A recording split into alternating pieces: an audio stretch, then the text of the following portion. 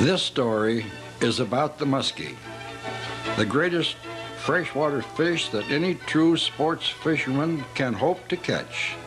The unpredictable fighting muskellunge, big brother of the pikes or northerns. His home was in the cool northern waters of the Great Lakes and further north. Cass Lake, Minnesota lies 17 miles east of Bemidji, Minnesota, a scant 100 miles south of the Canadian border. Our story begins at Birch Villa Resort, located on the western shore of Cass Lake.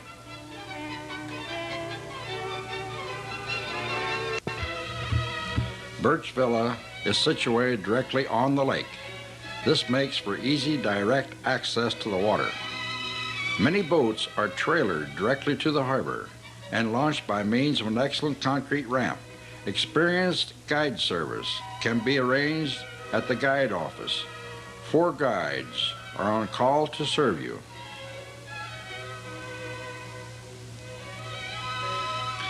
A well-protected, safe harbor is maintained at all times, and services are available to the boatman as a choice of boats and motors is yours for rental by day or by week.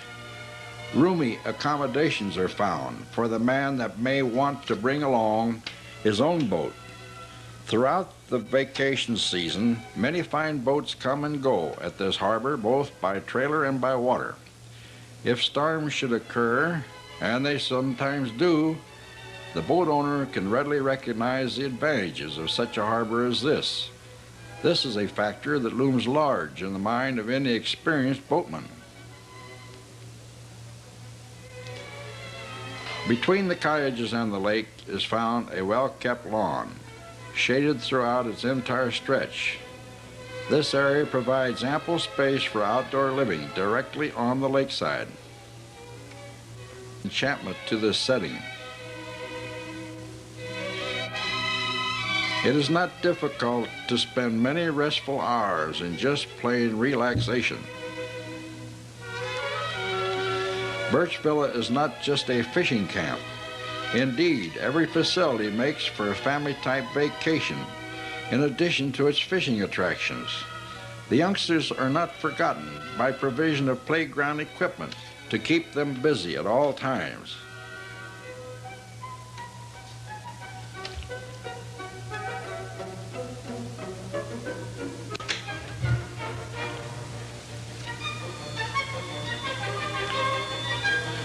A perfect bathing beach extends completely past the area, right out in front of your cottage. Clean sand, clear water with perfect safety as no drop-offs exist, just a gradual slope far out into the lake.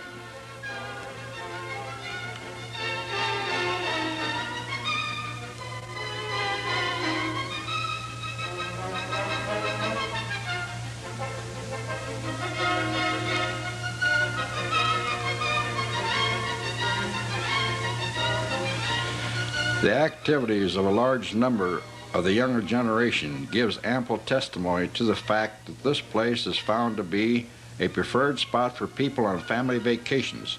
The youngsters find no end of self-occupation, and supervision by parents becomes a minimum problem.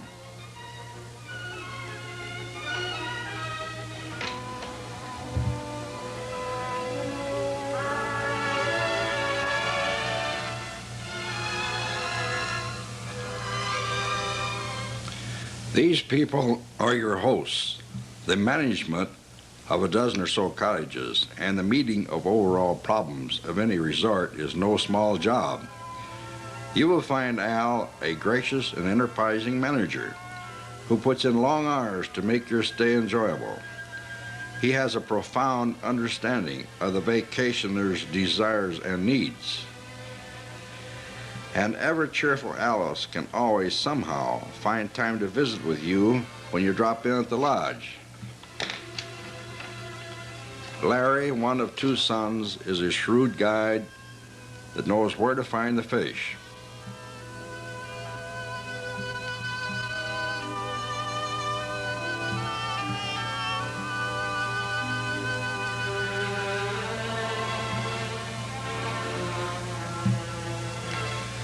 Now, Cliff Riggles is a veteran, a guide's guide. He has prowled these waters for years, just about knows every weed and every weed bed. Muskies are no strangers to Cliff. His encounters with them would make a good book.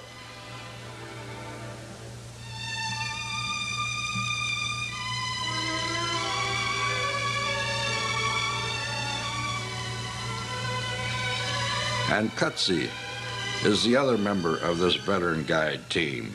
He knows the bottom of the lake as well as he knows his way around town. Birch Villa would not be Birch Villa without Cutsy and Cliff. Both Cliff and Cutsy operate well-equipped, large, safe, roomy boats in their occupation of taking you out to fish and catch fish. These boats have electronic sonar depth sounders to seek out the very best places.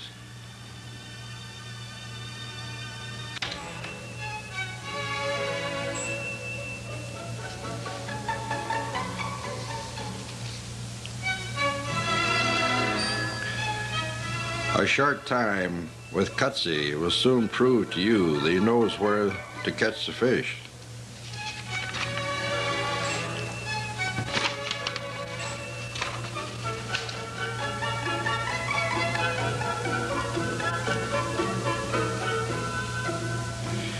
If you have a larger party or desire a little luxury with your fishing, Cutsy will take you fishing on the cruiser.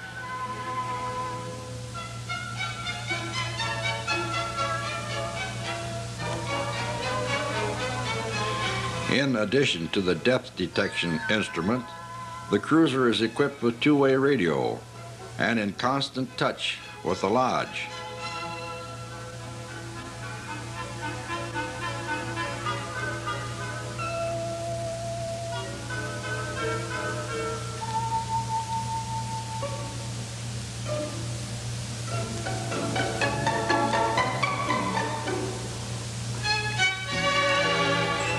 The ever-willing pike will not be outdone by the walleye.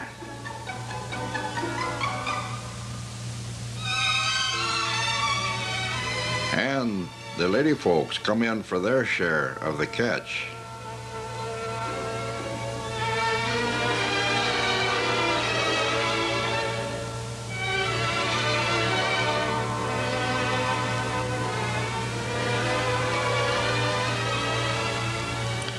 The cruiser is permitted to drift slowly over the proper spots at the edge of an underwater bar.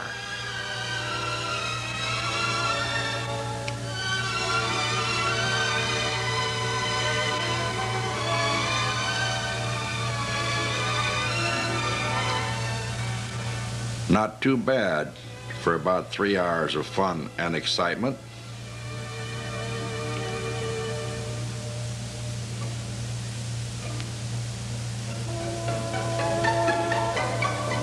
At this rate, it does not take long to fill your limit with lots of good eating.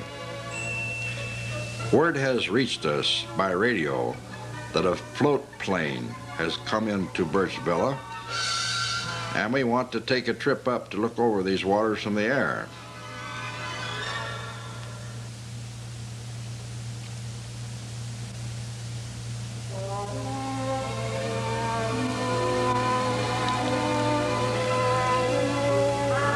The trip on the cruiser has proven to be an experience both profitable and enjoyable.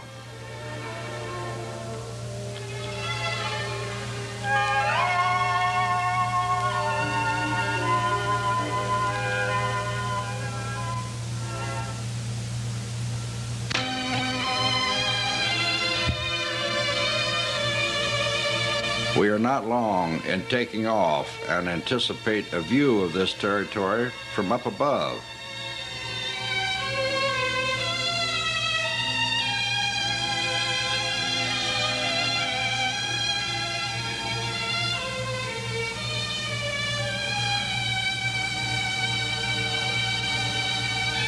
The city boat dock and harbor in the southwest corner of Cass Lake.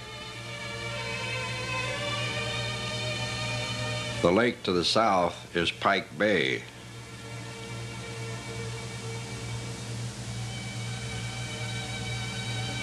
Pike Bay is joined to Cass Lake by a small boat channel.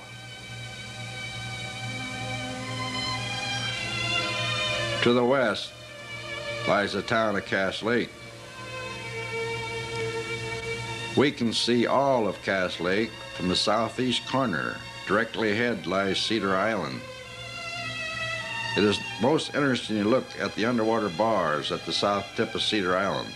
The water depth is indicated by shallow water yellow to the dark blue showing deep water. Various shades of green show intermediate depths.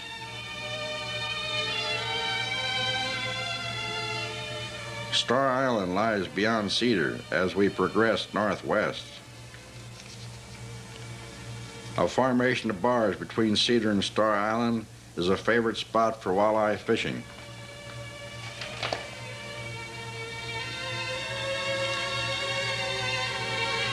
Lake Wendigo is found on Star Island, a lake on an island in a lake. Wendigo is an Indian name meaning hidden water. The inner lake is not connected with the outer lake, and a different variety of fish is found in the inner lake. Many summer homes and a few resorts are located on the south side of Star Island.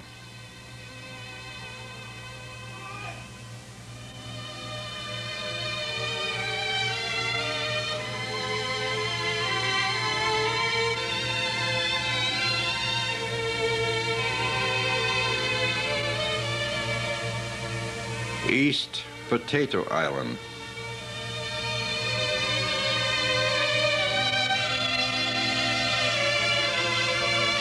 And West Potato Island. The water around these sister islands provides some of the best musky territory. A lake beyond is Lake Andrusia. From Lake Andrusia, the Mississippi River winds its way into Cass Lake.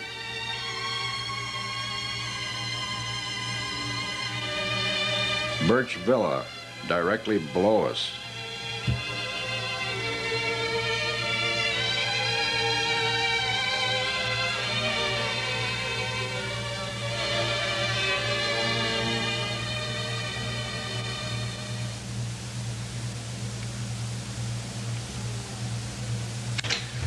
But what about muskies?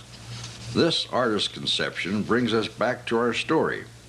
We doubt if this artist ever saw a real one, as his details and colors are somewhat different from what we have observed. Suppose we look at some real ones. It took Merv Heitschmidt 3 months to catch this muskie. Yes, that's right. He had him located and fished for him right where he knew he would be for 3 months last summer. Merv said that he could raise him 9 trips out of 10 and knew he was still there. These are silver muskie, dark spots on silver sides. The spots are very predominant in young life, but tend to fade out when they pass 30 pounds, as this 42-pound fighter caught by Cliff Riggles demonstrates. Tiger muskie, less common in Cass Lake, are marked by dark blotches in vertical bars. The muskie is well equipped with sharp teeth and full of fighting spirit. He does not hesitate to polish off a brood of small ducklings from the surface of the water and nothing flat, and feeds on any fish that he can catch and swallow. He has no natural enemies and fears nothing. The muskie and the northern are as closely related as any two fish can be. Both are members of the pike family. Both are very good to eat up to 20-pound size. The northern is identified by light blotches over dark sides instead of dark spots on light sides. The muskie, however, is rare by comparison, is very hard to catch. Fever determination to catch a muskie does not help one iota the angler's chance of getting his fish. A seasoned angler might beat muskie waters to a froth for the better part of a season and maybe come up with a mere rise or a slight nudge for his labors.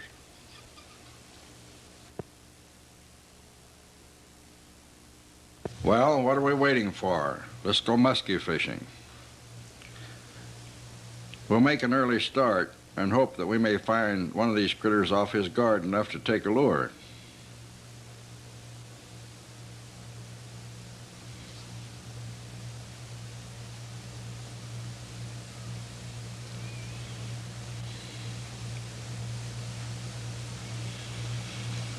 Merv is a lanky youngster in his early 20s, better than 6'6". Army turned me down because he was too tall. He has been fishing these waters for better than 7 years. Muskies are loners that pick out a spot and take up residence in a relatively small area. At the same time, they consume so much food that two cannot hang out too closely together because of competition. Muskies must be spotted or located sometime around the 1st of July. Generally, all you get is a rise or a follow of your lure. From that time on, however, is up to you to go calling each day and make a cast after cast, with the hope that sooner or later you will find him hungry enough or succeed in making him angry enough to strike your lure. Even then, he may hit with his mouth closed and knock the lure out of the water before he turns to take it. At best, he will probably follow your lure right up to the boat, take a good look at you with glittering eyes, and leisurely turn and swim away. He may rise on the opposite side of the boat from your lure, turn over and flip his tail, which is his way of thumbing his nose at you, as much to say, "Not this morning, pal."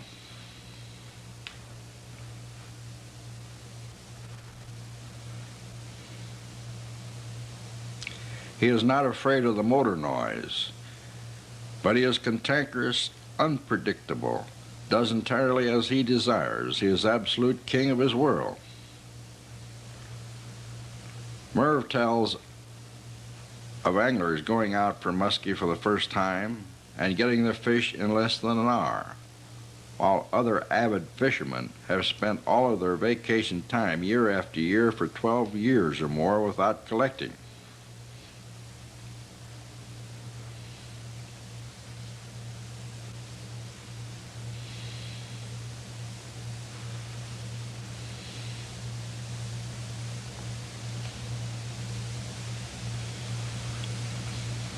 Well, this has been a 4-hour session working over 5 known muskies. Had 3 rises and 1 follow. You really didn't think we would get one first time out, did you? Any good bass lure is a basis for making a larger size for muskie. Bass and muskie lures are paired up here. The 4-inch bass rapala and the 7-inch big brother for the muskie.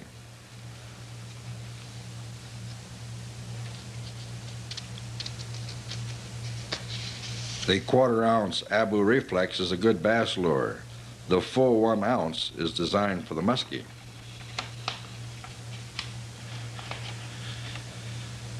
Bucktail spinners lead to the muskie hound lure.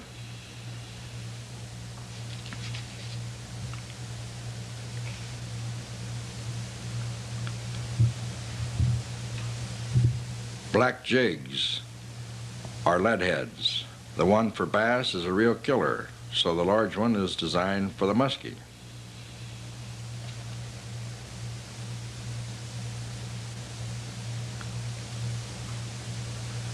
More bucktail spinners. The muskie size is one of the very best, called a muskill. Note that it is designed to hold together in a good fight.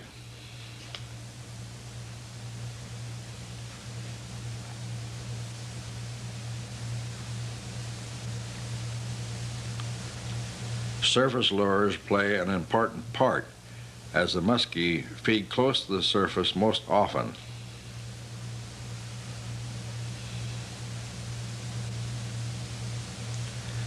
Another style of floating surface plug. The muskie is used to eating larger fish, and the meal or adversary must be large enough to interest him.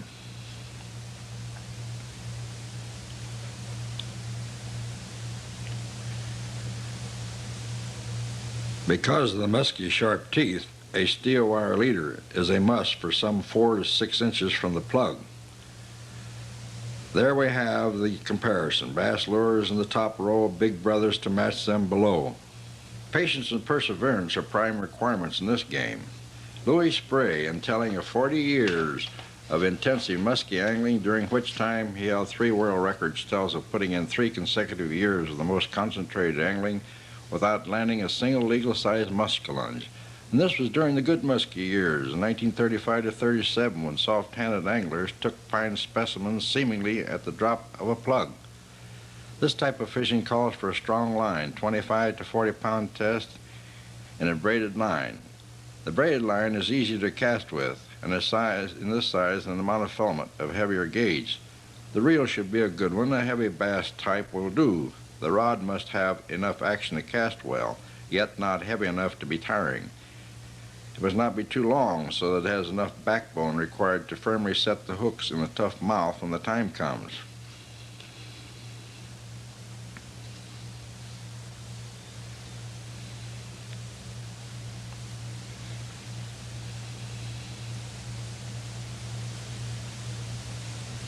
The northerner always has his nose in somebody's business. After a businesslike call at one address, we call on another residence.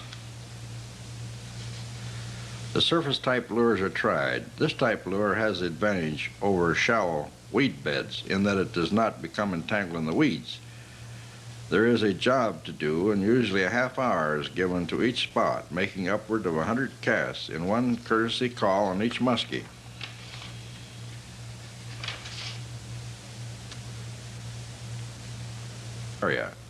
Oh, they're home all right. They answered the doorbell. Either a follow or a rise was noted. The muskie angler must learn to feel the satisfaction of having tried in the true tradition of the art and feel no regret at coming in empty-handed.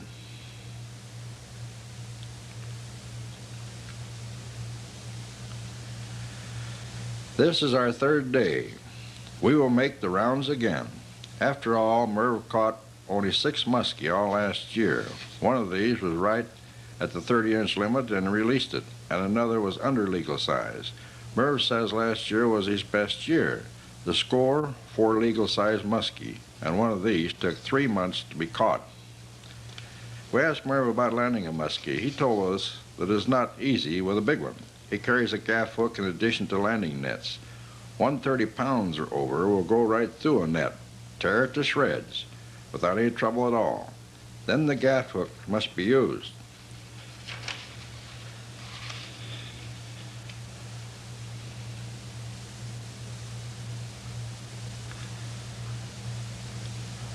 Call on another of our boys and the casting will go on again.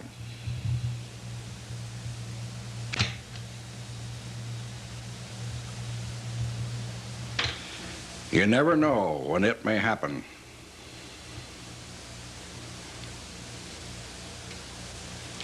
This is it. He's got one on.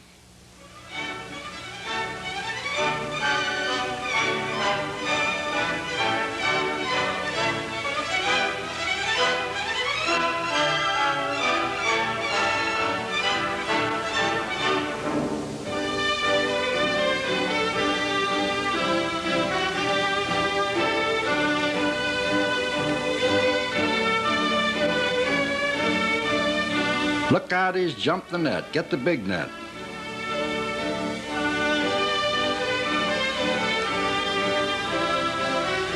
Merv, oh boy, you've done it.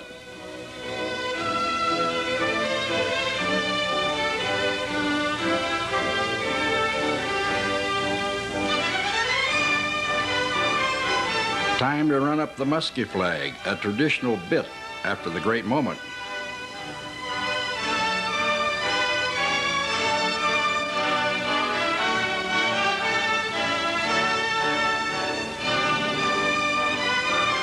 The muskie flag's been spotted.